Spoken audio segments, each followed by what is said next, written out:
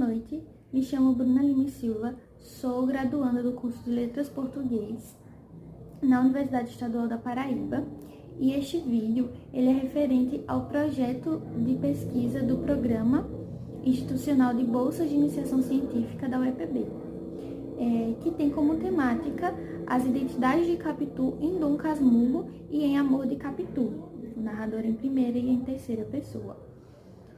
Essa pesquisa ela foi financiada pelo Conselho Nacional de Desenvolvimento Científico e Tecnológico, teve como orientador o professor Dr. Juarez Nogueira de Lins. Capitu ela é uma das personagens mais emblemáticas e talvez uma das mais incompreendidas da literatura brasileira. Visando isso, essa pesquisa ela discutiu o processo de constituição de identidade dessa personagem, tanto lá no século XIX, quando a obra foi publicada, a obra Dom Casmurro, do Machado de Assis, quanto agora a partir da metade do século XX, com a obra Amor de Capitu, do Fernando Sabino. Enquanto que na primeira obra ela é narrada em primeira pessoa e situa-se historicamente em um período de identidades essencialistas e constituiu para Capitu as identidades de dissimulada, dominadora e adúltera. A segunda, ela é narrada em terceira pessoa e situa-se na pós-modernidade, ou seja, é um lugar de identidades novas, né? Apresenta outro foco narrativo e outras condições de produção. Então é a partir dessa narrativa em primeira pessoa que nós conhecemos a Capitu aos olhos do Bentinho, do Bento Santiago, seu esposo.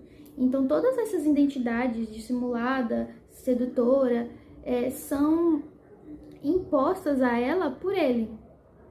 E posteriormente a questão do adultério, né, a adúltera. E essa questão marca a personagem até os dias de hoje, né? Quando você ouve falar em Dom Casmurro, a pergunta que nos vem em mente é: traiu ou não traiu? E essa questão do traiu ou não traiu, ela retoma essa identidade que foi construída para Capitu desde essa época, a identidade de adúltera. E isso porque o discurso que essa narrativa carrega é um discurso que parte de sistemas de valores ideológicos.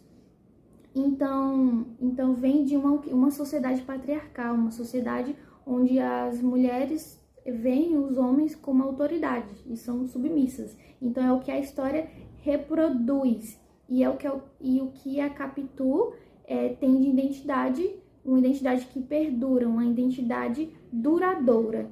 E aos olhos de outras gerações de leitores, de estudiosos, que vieram a questionar essa identidade duradoura de Capitu, essa identidade que perdura até os dias de hoje. Então aí veio o questionamento, né, da voz, onde está a voz de Capitu, porque nós só conhecemos a Capitu a partir da narrativa de Bentinho. Dentre essas pessoas inconformadas com essas identidades impostas a Capitu, com a falta de voz de Capitu, está o Fernando Sabino, que escreveu o romance Amor de Capitu, foi publicado em 1998.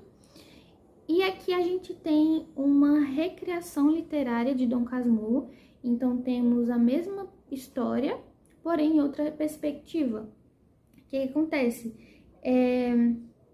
Existe outro contexto socio-histórico e também existe outra voz narrativa. Aqui a gente está lendo em terceira pessoa. Então é aí que surge, né, o questionamento, que tendo em vista essa mudança do contexto e a mudança do foco narrativo, seria possível construir outras identidades para Capitu? Como foi uma obra escrita na pós-modernidade, a gente espera possíveis ressignificações dessas identidades impostas a Capitu. A metodologia da pesquisa ela foi ancorada na interação entre os estudos culturais, os estudos de identidade e os estudos da linguagem, os estudos que se referem à literatura.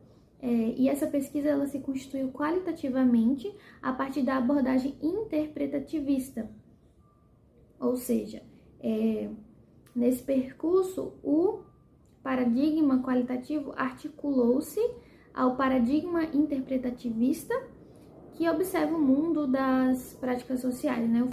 Então, o fazer literário, o estudo das identidades literárias e os sentidos vigentes que tais práticas consolidam no imaginário social. Situado no contexto do Brasil oitocentista, a obra Dom Casmurro, ela retrata a hipocrisia social da época, marcada pelo patriarcalismo, pela marginalização do negro, do pobre e da mulher. Capitu, pobre, mulher, vive um casamento conturbado, onde o Bento vê ela como um objeto seu, e os fragmentos apresentados, eles exibem isso. Então, no primeiro fragmento, tinha me lembrado a definição que José Dias dera a ela: olhos de cigana, oblíqua e dissimulada.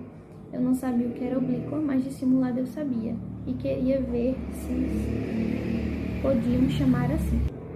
E o segundo fragmento: momento houve em que os olhos de Capitu fitaram o defunto, quais os da viúva, sem o pranto nem as palavras desta, mais grandes e abertos como a vaga do mar lá fora, como se quisessem tragar também o nadador da manhã.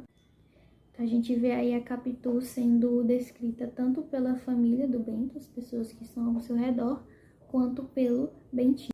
Mudando o foco narrativo, agora a gente vai olhar essas mesmas situações em Amor de Capitu. Então, o fragmento 1 diz o seguinte: a gente do Pádua não é de todo má. Capitu, apesar daqueles olhos que o diabo lhe deu, você já reparou nos olhos dela? São assim de cigana, oblíqua e dissimulada, pois apesar deles poderia passar se não fosse a vaidade e a adulação. E o segundo fragmento: houve um momento em que Bento viu os olhos de Capitu fitarem o defunto como os da viúva, sem o pranto nem as palavras dela, mais grandes e abertos como a vaga do mar lá fora, como se quisesse tragar também o nadador daquela manhã.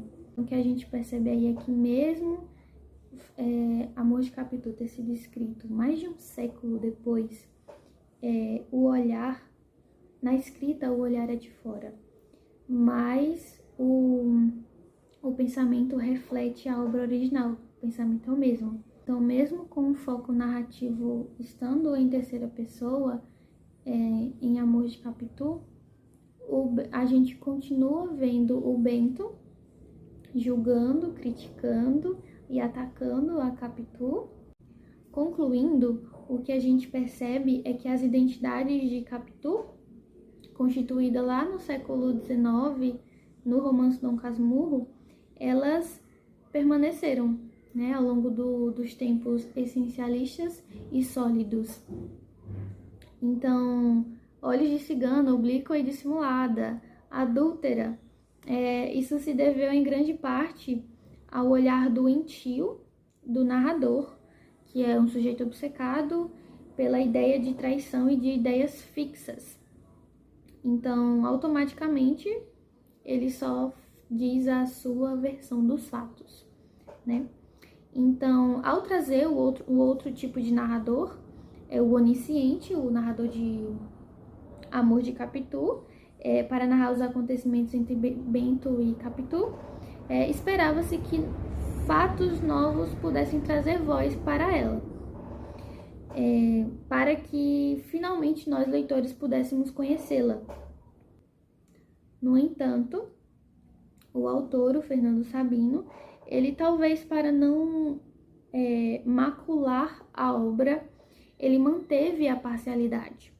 Então, ele manteve a passionalidade do narrador machadiano, né? Então, ele mudou o narrador, mudou o ângulo do olhar e as identidades que poderiam ser móveis na contemporaneidade mantiveram-se estáveis, fixas, alheias aos apelos de nós leitores da pós-modernidade.